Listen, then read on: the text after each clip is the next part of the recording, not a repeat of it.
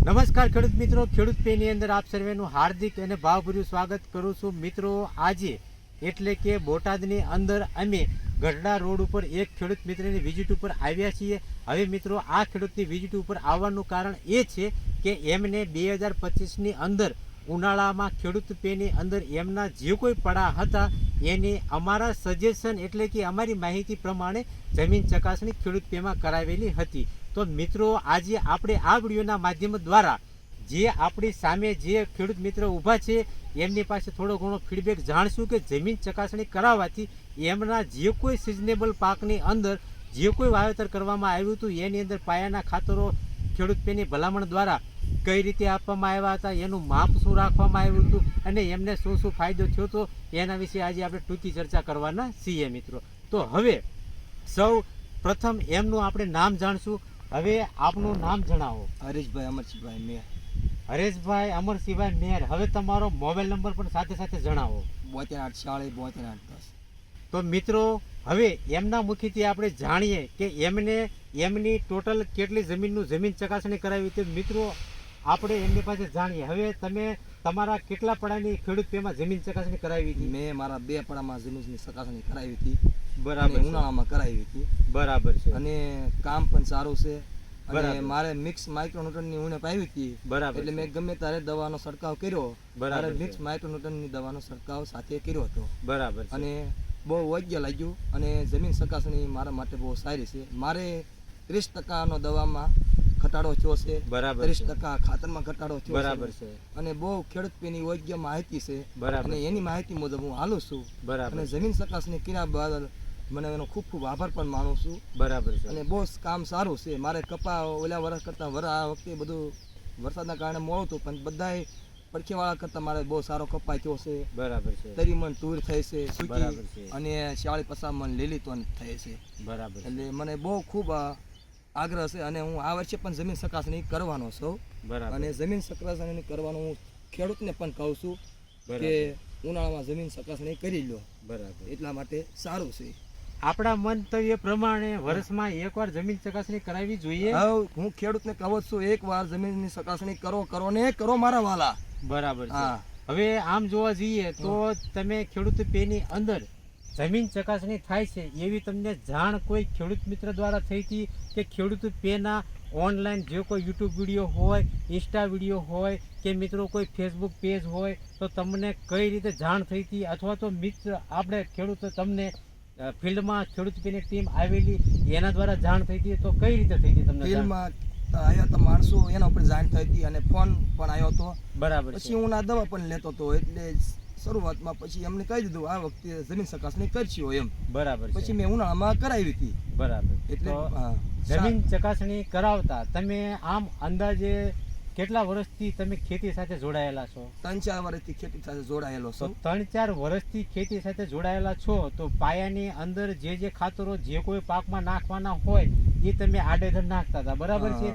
એ સિવાય જે આપણા એગ્રોનોમિસ્ટ હોય કે જ્યાંથી દવા લેતા હોઈએ ત્યાંથી તમને જે પ્રમાણે જે કોઈ સમયે વોટર સોલ્યુબલ NPK ગ્રેડ આવતા હોય એને તમને ભલામણ કરતા, એ તમે આપતા. તો આ વર્ષે ખેડૂત પે દ્વારા તમારી જમીન ચકાસણી થઈ તો એમાં તમને અંદાજે કેવો ફાયદો થયો? પહેલાંના ગયા વર્ષોમાં જે કોઈ ખાતરો નાખ્યા હોય એ અને જમીન ચકાસણી પછી આપણા કોઈ પણ પાકની અંદર જે કોઈ ખાતરો ભલામણ દેવામાં આવ્યું એ પ્રમાણે નાખવા તમને ફાયદો થયો કે ભાઈ અગાઉના વર્ષોમાં આટલું નાખ્યું હતું, આ વર્ષે મારું પાયાની અંદર ખાતરો નાખવાનું મતલબ ઘટ્યું?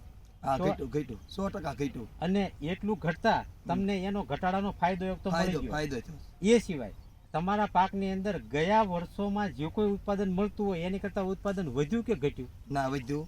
બરાબર. આ વખતે પાછા મેં ચોમાસામાં કપા અને તૂર કરી હતી. બરાબર. અને અત્યારે બે ઓલા પડામાં સડ્યા છે અને આ પડામાં સડ્યા છે. બરાબર. બરોબર. તો આ જે જમીન ચકાસણી કરાવવામાં આવે તો એના દ્વારા તમે ખેડૂતોને એક માહિતી એવી જાહેર કરશો કે હકીકત આ જે ખેડૂત પેની જમીન ચકાસણી કરાવવામાં આવે છે તો યોગ્ય રીતે થાય છે અને એનો જે કોઈ રિપોર્ટ આવે છે એની અંદર તમારી જે કોઈ આગલા વર્ષની વાવણીની ભલામણ હોય એના દ્વારા ખેડૂત પે તમને સચોટ જે કોઈ ખાતરો ઘટતા હોય કે પોષક તત્વો ઘટતા હોય એની બાહેધરી પ્રમાણે સરસ મજાનું ગુજરાતીમાં શુદ્ધ પેન દ્વારા તમને સમજણ પડે એવી રીતે ફીડબેક ડેટા લખી આપે હા છે લખી આપે છે, બહુ સારું કામ છે, અને એના આધારે તમે ચાલો તો તમને કેવું લાગે છે? બહુ સારું લાગે છે. તો અને ખર્ચામાં પણ 30% તમારો ફેર પડશે, દવામાં, ખાતરમાં. બરાબર.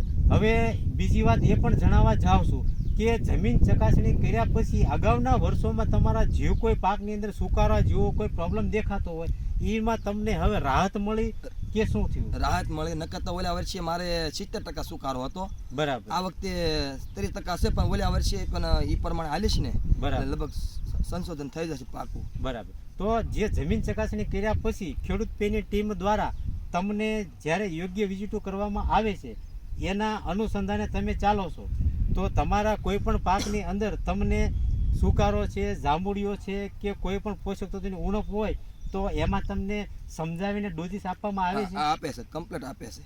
અને એ ડોઝીસ આપે તો એમાં તમને આમ જે કોઈ એનો રેટ હોય ભાવ એ તમને રિઝનેબલ જોવા મળે છે? હા, રિઝનેબલ. બરાબર છે. તો આવી રીતે મિત્રો આપણે આ જે મિત્ર છે હરેશભાઈ એમના થકી તમને વિડીયોના માધ્યમ દ્વારા જણાવવા માગું છું કે ખેડૂત પેની અંદર જે કોઈ જમીન ચકાસણી કે તમારો જે કોઈ પાકનું વાવેતર હોય એની અંદર યોગ્ય સમયે યોગ્ય વિઝિટ દ્વારા યોગ્ય માર્ગદર્શન આપી અને જો મિત્રો ડોઝીસ આપવામાં આવે તો મિત્રો આપને પણ ઓછા ખર્ચે સારામાં સારું ઉત્પાદન મળી રહે. તો આજે જ તમે ગઢડા રોડ ઉપર જે બોટાદની અંદર ખેડૂત પે આવેલું છે એનો તમે કોન્ટેક કરો અથવા તો મિત્રો ફોન પણ કરશો તો તમને એની ઉપર માહિતી યોગ્ય મળી રહેશે.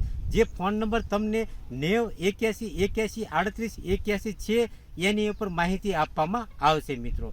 તો આપ સૌ અવશ્ય એકવાર ખેડૂત પેની રૂબરૂ મુલાકાત કરો. 2026ની અંદર ખેડૂત પેની અંદર જમીન ચકાસણીનું હવે કાર્ય ચાલુ થઈ ચૂક્યું છે તો આપ નમૂનો લઈને આવી શકો છો. હવે બીજી વાત એ પણ જણાવી છે કે નમૂનો આપણે જમીનનો કઈ રીતે લેવો. તો આપણું જે કોઈ પડવું હોય 5 વીઘાનું હોય કે 50 વીઘાનું હોય એની અંદર આપણે ટોટલ 5 નમૂના લેવાના હોય છે. હવે એના નિયમો એવા છે કે જે કોઈ આપણા ખેતર કે વાડીનો શેઢો હોય એનાથી 20 ફૂટ અંદર રહેવાનું છે, એટલે કે 4 ખૂણે 4 ખાડા અને વચ્ચે 1 ખાડો.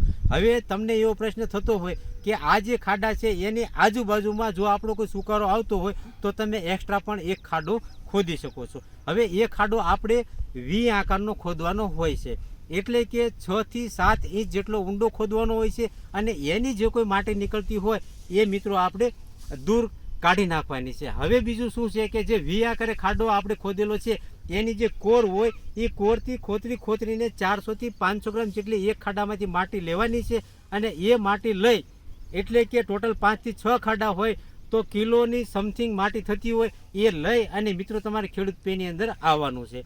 એની સિવાય બીજા પણ નિયમો છે કે આપણે અગાઉ જે કોઈ ઉથરેટી કરેલી હોય જીપ્સમની હોય કે દેશી ખાતરની હોય તો ત્યાંથી પણ નમૂનો આપણે લેવાનો નથી. એ સિવાય બીજો પણ એક નિયમ છે કે જે આપણા વાડીની અંદર કોઈ પણ પ્રકારનું ઝાડ હોય તો ઝાડના મૂળમાંથી પણ મિત્રો નમૂનો લેવાનો નથી. તો આવી બાબતનું આપણે ધ્યાન રાખવાનું છે અને આવી રીતે નમૂનો લઈ અને મિત્રો તમે ખેડૂત પેની અંદર આવશો તો આપની જમીન ચકાસણી યોગ્ય સમયે અને યોગ્ય રીતે કરી આપવામાં આવશે.